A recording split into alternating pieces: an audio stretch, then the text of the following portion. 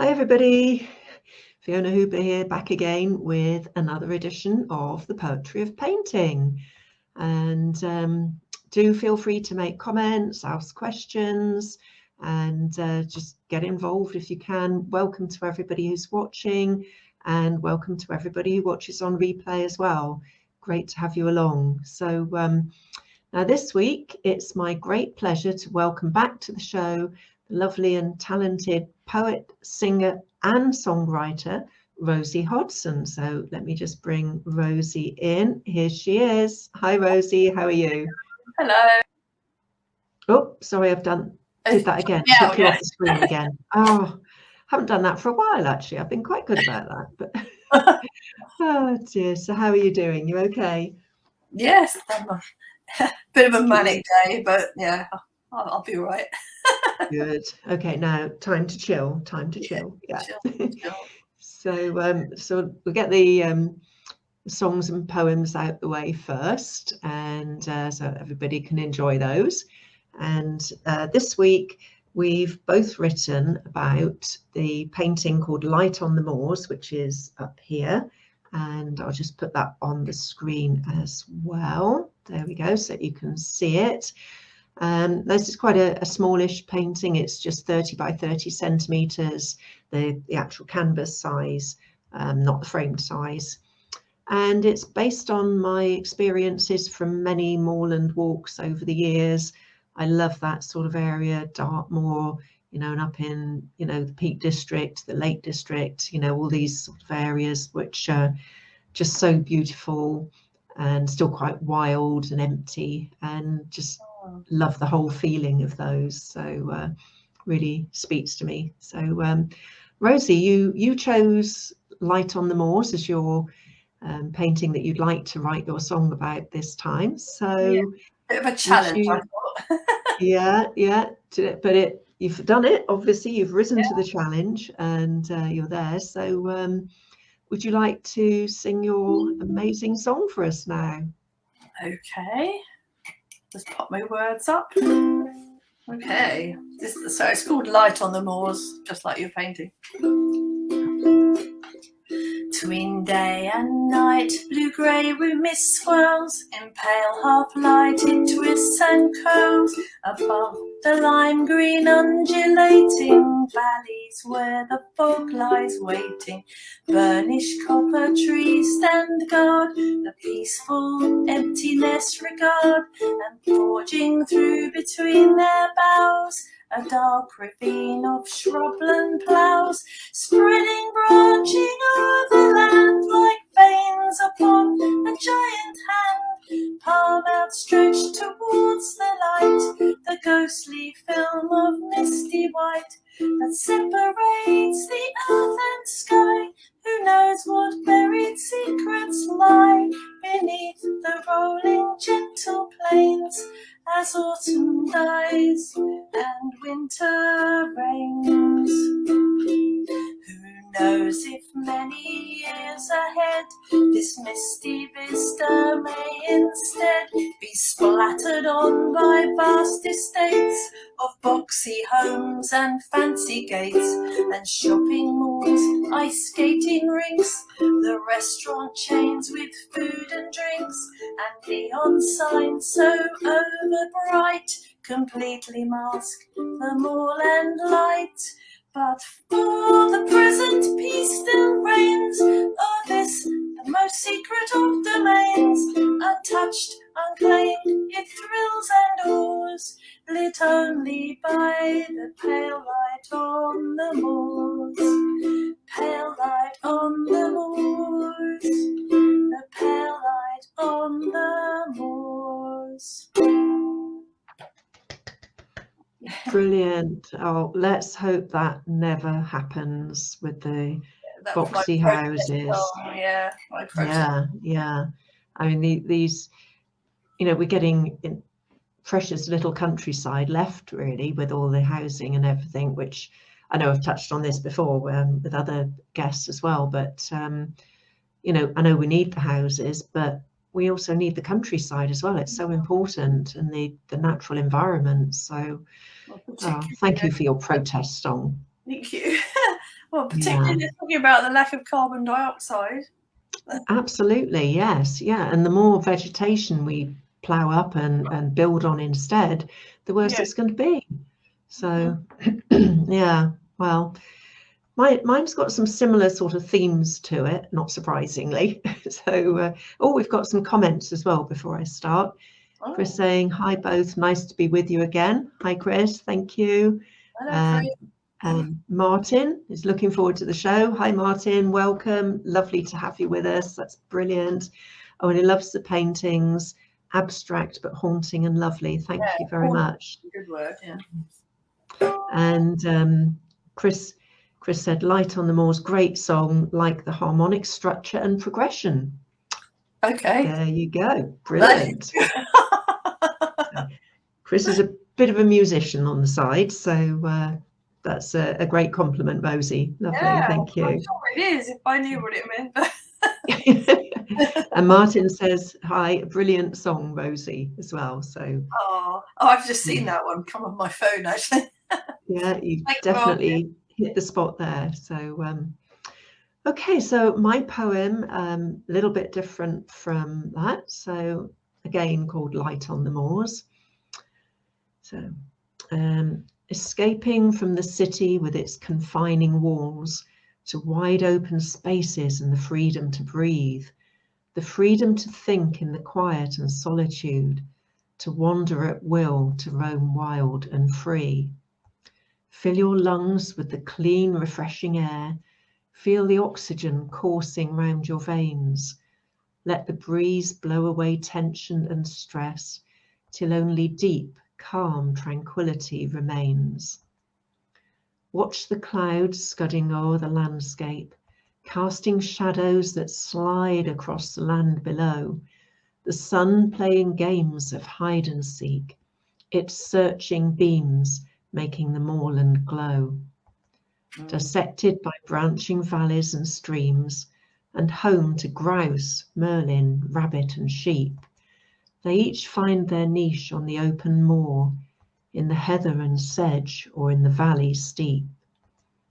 The silence heightens the sounds of nature, far away from the city's relentless noise. A curlew's plaintive call and the whistle of a harrier are sounds the happy wanderer here enjoys. So that's my one. I like the inclusion of the wildlife. Yeah, and again, it's not just the plants, is it? It's the wildlife and everything that we could lose if we lose these environments.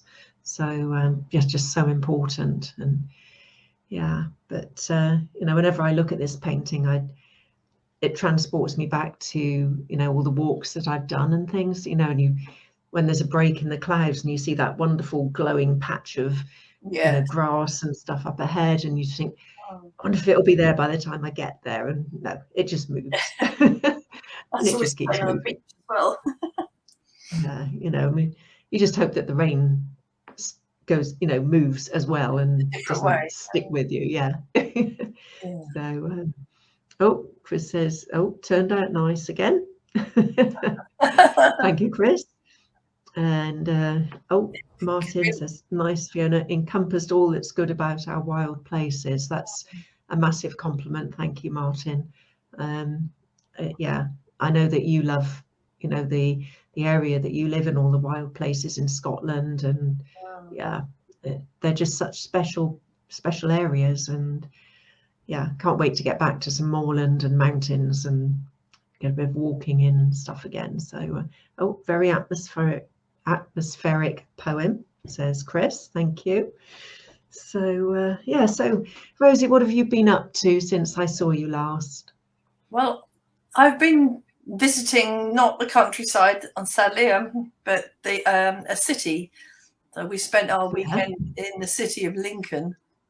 And had absolutely fantastic time. Really loved it, and I was absolutely blown away by Lincoln Cathedrals.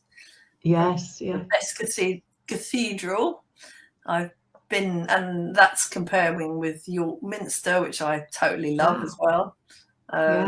We have St Albans Cathedral just up the road from us, but yeah, it was pretty special. I've not been to Lincoln, but I did see some of your photographs on Facebook and that, obviously, and it does look pretty spectacular. It looks quite massive as well. It's massive. It's almost as wide as it is long, and it has so many rooms and sort of, you know, different chapels, and people got the private chapels in there, and there's about three or four organs. Wow. Yeah, no, it's but the funny thing about it was there was no pews set out. I mean, there's nowhere to sit, except right at the very front there was like a little modern area with a very beautiful modern carving on the lectern, and then all the chairs were exactly the same in this really modern, very light wood carved style. And I wondered whether they were all very far apart from each other. I didn't know whether perhaps they don't have many people actually going. Or it's COVID. Have it, you know, socially distant service up the top. Yes, I wonder if they normally would have had pews in there before COVID, but they or some sort of chairs. So, yes. Oh gosh, and that frontage that, you know, in your photographs, is that all stained glass windows? No, not really. No, it is mainly. I mean, there are windows, but they're not the main feature. I mean, the feature is carving. It's very intricately carved across the front. And one thing, Ken and I spent about an hour just sitting on a bench looking at the front, and just realizing that although it looks symmetrical, when you look at it more closely, there's loads of little differences, and that was quite fun to do. Right. Yes, gosh, yeah. So not so obvious that at a glance you'd think, oh, that side's different. No, one of the towers was slightly higher in the bands around the edge were higher up than the other one, and some of them had windows that weren't in the same place, and it was interesting. Do you remember when it dates from, or when the main part dates from? Well, the earliest bit I think is 1,000 years. So it's pretty. I mean, there's probably been things on the site before that, but the main part. But yeah, it's very, very old, and some parts have been cleaned and some parts hadn't. So the bit that most of my photos were in the clean bit, but around the back it was quite a grubby looking. Whatever that was, probably the east side was quite stained with a sort of dark. Almost like, you know, like mud, but it obviously wasn't, but just dirty, really. Yes, yeah, gosh. Yeah, it's amazing the difference when they clean these old buildings, and they just come back to life, don't they? Just incredible. So, and did it give you any more, or Lincoln, not necessarily the cathedral, but any ideas for some more paintings? I mean, trouble is I go to all these amazing places, and I think, like when I went to York, I did actually not have any commissions, so I came back and I painted that haunted antique shop. Oh right, yes, and then I had a great song out of that. But then this time I've had in the last since the beginning of October, I've had 7 commissions for Christmas. Excellent. Wow. So I've still got 5 to do. I've done 2 of them. So Well, Martin's asking, did you do any sketches with a view to paint the cathedral or a section of it? Not really, no. I didn't have time. Literally, we were just on the move like the whole time. I don't really do a lot of play. To be fair, I haven't really ever done plein air, or whatever you call it. You know, it's all quite new to me, really. So I've only ever worked from photos so far. So I have taken absolutely oodles and oodles of photos. Good. But yeah, if I hadn't been with Ken, I could have maybe done that. But like we were just on the move. We did the castle. We did the Victorian prison. The dungeons. I saw the Magna Carta, and the castle. Saw that. Wow. Chris says the cathedral was started in 1072, and was a famous landmark for bomber crews returning from operations in World War II. Yeah, that's right. Our ghost walk guide told us that about the bombing raids. Oh, yes, yeah. So got them safely home, hopefully. So yeah, I think that he told us about a story where, to avoid landing on the town, he was a bit of a tongue-in-cheek guide. He said, so we couldn't land there because we'd hit the cathedral, and we couldn't land there because we'd hit the town. So he landed in the safest place, a girls' school. Some poor unfortunate who had been sleeping in, I think it was a student teacher who had nowhere to live, and she'd been sleeping in the school, so she came off a cropper, unfortunately. Oh dear, right. Not so good, but no. Yeah. So have any of the commissions available there to show us? Would you like to yeah, I don't suppose they'll be, because I know sometimes they're secret, aren't they? So well, I don't want to ruin any surprises. I have actually put this up, but I doubt they don't really follow me on Facebook, really. So okay, none of them are finished. Oh, one of them is finished. Okay, so we've got it's very kind of you, Fiona. Oh, no, you're welcome. Oh, lovely. Hang on, let me take the other painting off the screen so people can see it a bit bigger. That's better. So that's a house. I think it's probably in the Hertfordshire area. Yes. The lady wants two views. So well. So this is the second view. I haven't finished this one yet. Yeah. It's the same They're house. Looking absolutely brilliant, Rosie. They really are. This house is in Alabama.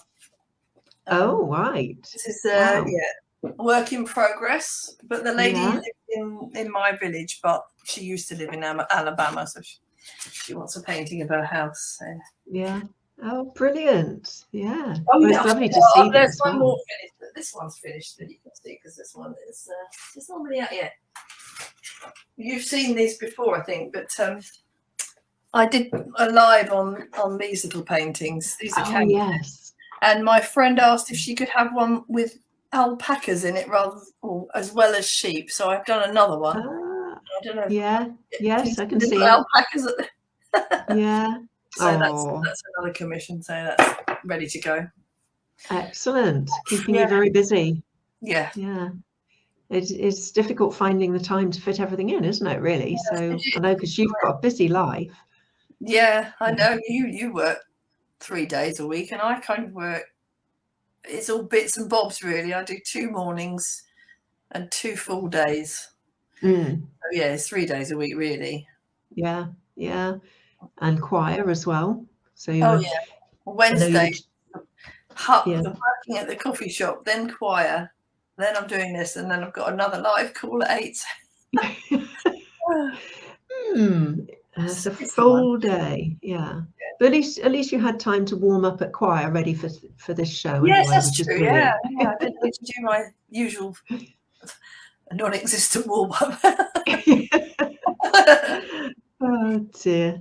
Yeah. So no, I've got I've got 2 commissions of portraits I'm working on at the moment, which I haven't got them in here to show you. Well, one's getting towards finished, the other's still at the early stages yet, and they're of jazz musicians from quite a while back. One's Artie Shaw and the other one's Coleman Hawkins. So anyone who's a jazz, a good jazz fan might well know the names. They were quite new to me, but now I'm obviously a lot more familiar with them. Have they commissioned them, or is it someone that likes them has commissioned them? It's somebody who's already got 3 of my portrait works. The first one he bought from an exhibition, which was of Fred Astaire.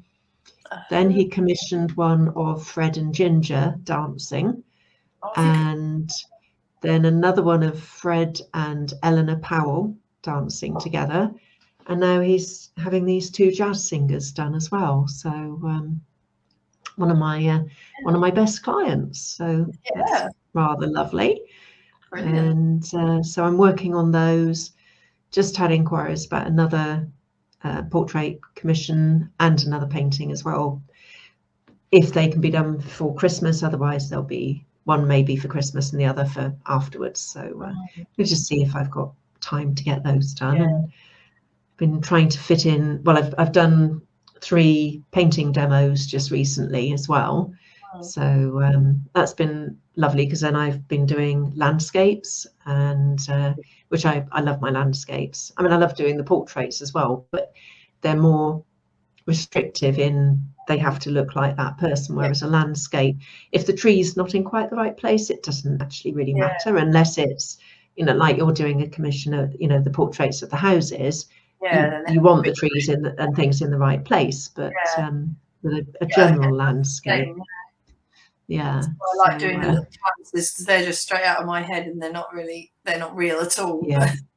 Yeah, it's lovely to have that freedom sometimes, isn't it? Just to do it how you want. Well, like with the Moors painting for tonight, you know, it wasn't actually based on any one location or any photograph or anything. It was just came out of my head, and the way I feel about that sort of landscape. So yeah, but it's been really good to do some more knife paintings in oils again of landscapes, so that's fun. And yeah, but at least after this I can go and relax, and you've got another call to do, so yeah, it's going to be interesting. Yeah, it should be fun. So, tomorrow's back to portrait painting for me anyway, so I shall enjoy doing that. And do you always oils, whatever you do, you're always using oils? I generally use oils. I have done some pet portraits in coloured pencils as well. You know, artist coloured pencils, and that they come out as quite a different style, obviously, a totally different medium. And in fact, the last demo that I did, it's to the art group that I run, and because we're not booking demonstrators at the moment, because, you know, we just felt it was a little bit unsure, you know, just in case things changed again. So they persuaded me to do a demo in acrylics this time. So that will be getting posted on Facebook soon. So that was fun, because I hadn't used acrylics for ages. So I did start off by saying, yes, I haven't used my acrylics for a long time, so I'll apologise now if it's, so, but it was good fun, really enjoyed it. And using brushes, I don't get on using knives with acrylics very much. I just, after using them with oils, where, you know, they stay workable for a lot longer. And Martin says that his wife Janice loved the horse paintings I posted. Thank you so much. They were good. Were they oiled? No, there was the coloured pencil one of an young Arab stallion, and the other two were just pencil, in fact. So not. Yeah, I'm thinking back to them. I think I wasn't sure if they were watercolor or the color pencil. You see, I could tell you a lot about the theory of watercolor. Learned a lot about the theory of it. Watched people doing it. Read a lot about it in magazines and things. But I'm not going to try demonstrating it to you, because I don't use it. If I do use it, it'll be maybe outside, sort of splashy, very immediate response to the scene. So it's I wouldn't ever call myself a watercolorist. Well, certainly not. You know how I am at the moment. I really appreciate good watercolors, and you know, I think it is one of the more difficult mediums, because with oils, while it's wet, I could scrape it back if I don't like what I've done, repaint it, or once it's dry, paint over the top. You've got a lot of flexibility there, and it's just a whole different way of painting. And I just love the oils and the buttery texture, even the smell. Love the smell of oil paint and stuff as well. So so no, you won't normally find.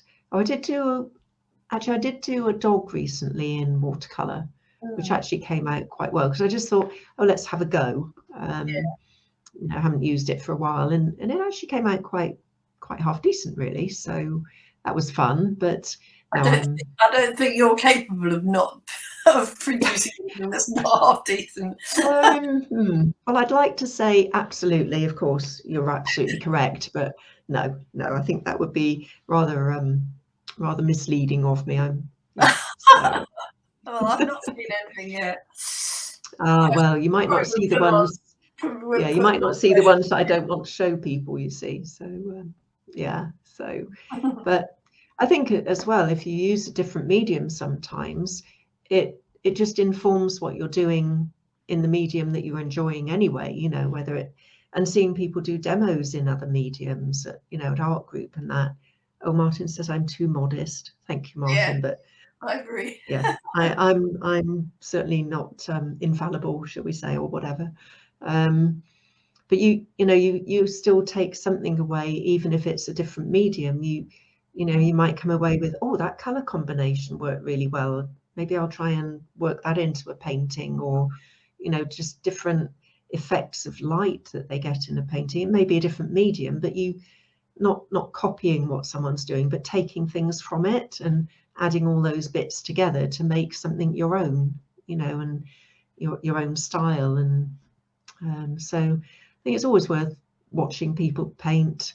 I love watching people paint, and you know, just assimilating all this information and knowledge and that. So yeah, so I do like to do other mediums sometimes. I've got a lovely wooden box set of however many pastels in it, soft pastels. Oh, I used to love pastels. Yeah, I really ought to get those out. Yeah, well, it's sitting there getting dustier on the top by the minute, because it's in a slot in my sort of work table thing, so it, you know, it doesn't really sort of get dusted in there really too much. There's more important things in life than dusting pastel boxes. But you know, and although I'd love to get it out again and do something with it, it's just, I feel that I really want to concentrate on the oils still most of the time. Whereas at least watercolor, you know, you can pick it up and put it away quite easily, but a big box of pastels and everything else, and yeah, so maybe one day I'll return to them, but haven't used them for a while. So that was pastels was my thing at A-level. When I did A-level, I did everything. Yeah. Did you ever try oil pastels as well? Yeah, well, I didn't find them so easy to blend. No, I've not got on as well with oil pastels. I have tried a few times, but I don't know, just something doesn't grab me with them. And yet there's an artist that I used to know who did amazing, absolutely amazing landscapes in oil pastels. They were so beautiful. And it, you know, that inspired me, so I got them out again. This was a few years back now, and I sort of got them out again and had another go. But I thought, not sure they're made for me. So my limitations, Martin. I'm knowing my limitations there. So, but yeah. So anyway, there we go. That's nearly up to our sort of half an hour again, which I don't know where it's gone. It's just gone so fast. It's just, you know, I think, oh, we've got half an hour, and it's just gone in a flash again. So I don't know, what have I done? It didn't talk about the poem much either. But I like the thing about the clouds sliding over, because they really do, don't they? Slither across. I was in two minds as to put slither or slide, and in the end I just went with slide. Slide, I think, but they do, don't they? They just slide and creep across the landscape. And it's interesting, you had like the veins on your hand, and I had getting the oxygen in your veins. Oh, it was coming, that one sort of track of shrubs or whatever it was. Yes, yeah. It really had it looked like it was very purposeful, like it was going, you know. Yes, and then it split into all these little capillaries and stuff. And I thought, it's almost like the roots of a tree or the branches of a tree, where they all gradually grow together to form a larger trunk, basically, don't they, as well? So yeah. Well, I think we're getting to the end of our time, sadly. All over far too soon again, and just proves that time flies when you're doing something you enjoy. So it's been absolutely fantastic having you back on the show again, Rosie, and having a chat with you. I feel like I could chat with you all night, but then you'd miss your other call, and we'd probably lose our viewers by that point as well. like, yeah, we've got things to do, like go and eat. I've still got to come up to Kingston. I'm definitely going to do that as soon as I can. Yeah. Well, we'll be back there this Saturday, weather permitting. At the moment, or yesterday when I looked, the forecast wasn't too bad.